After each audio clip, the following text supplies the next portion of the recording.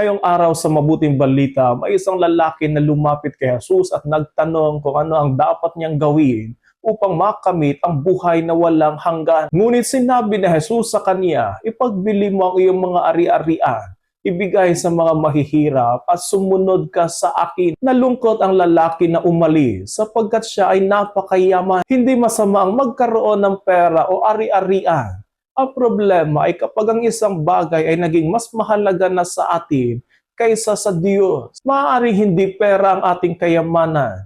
Pwede nga ang ating pagmamataas, galit, bisyo, maling relasyon, ambisyon o sariling kagustuhan. Minsan gusto natin sumunod sa Panginoon.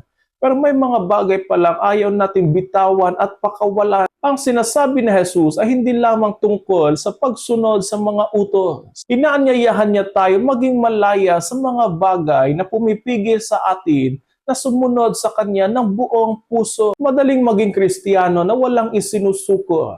Pero ang tunay na pagsunod ay laging may kasamang pagbitaw at pagpapalaya. Ang tunay na kayamanan ay hindi ang mga bagay na hawak natin, kundi si Jesus na nagbibigay sa atin ng buhay na walang hanggan. Kapag ang Panginoon ang pinakamahalaga sa atin, natututo tayong bitawan ang lahat ng bagay na humahadlang sa atin na lumapit sa Kanya.